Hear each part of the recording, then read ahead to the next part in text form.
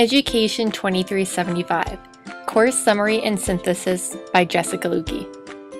Relationship between programs of study and assessment tools.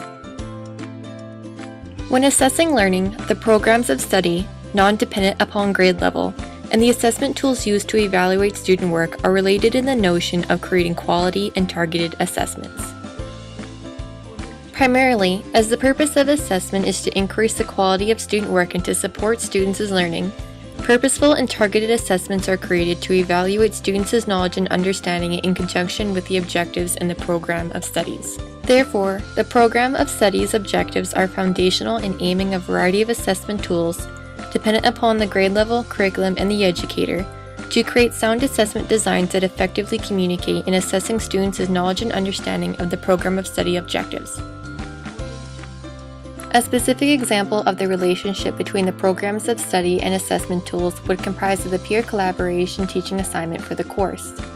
By using both formative and summative assessment tools to assess the kindergarten students' knowledge of what it means to be a good friend, a bucket filler, and what it means to be a bad friend, a bucket dipper, through engaging in one-on-one and whole class discussions, creating a heart visual display, and using student portfolios, my peer and myself are able to effectively match the kindergarten social studies, I belong, and health and life skills, relationship choices objectives from the programs of studies and our lessons to create a quality assessment over a variety of assessment tools to evaluate students' knowledge of the objectives.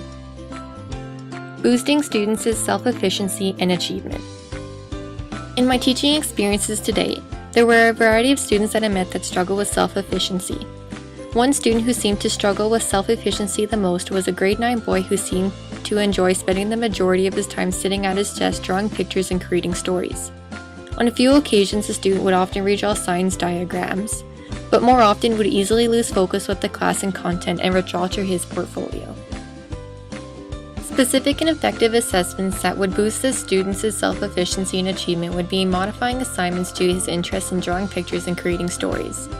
As the student was already on a modified learning program, by shaping assignments to his interests would help to increase the student's self-efficacy and achievement by experiencing success in submitting assignments that he has an educated interest in.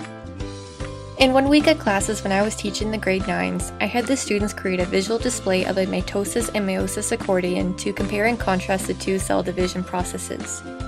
In the class time given for students to complete the task, I observed the student had a higher invested interest in the task, where he did complete the assignment as it appealed to his interests. Therefore, this task and its assessment informed my instruction by creating assignments that appeals to a wide range of students' abilities and interests to boost their efficiency and achievement. Standardized testing. As Alberta classrooms today are breaking away from the traditional and structured format, they are increasingly adapting a technologically based, creativity-focused, and open-ended environment for students to display their learning. With this change in students reflecting on the processes of their learning, assessment practices such as standardized testings are still occurring in Alberta schools, an outdated practice. What I would tell a parent complaining about provincial achievement tests in terms of presenting a balanced view of challenges and benefits of these standardized tests comprise of the following. Benefits of standardized testing include the accountability of teachers. It demonstrates teachers' accountability to following the according grade level outcomes and curriculum objectives. It tests curriculum, improving instructional practices and identifying the relative weaknesses and strengths of students' knowledge on subjects. It prepares students for real-life tests, primarily for situations in senior high school and post-secondary education, and it encourages development of study strategies. Challenges of standardized testing include time-consuming, so they're stressful for both students and teachers in the preparation for these exams and the actual time of completion. Teachers teach differently. Markers do not know students they are marking, which can lead to inaccuracies. They only show minimal types of learning in which there's little opportunity for creativity. And student grade differentiation, in which these students often write the exam in May and they don't often get them back until next September, in which the grade and the testing information itself falls on the next year's students. Key learning component. A key component that I learned in the course that is essential to building the best practices for assessments with students is developing an awareness and knowledge and understanding of what creates a great quality assessment.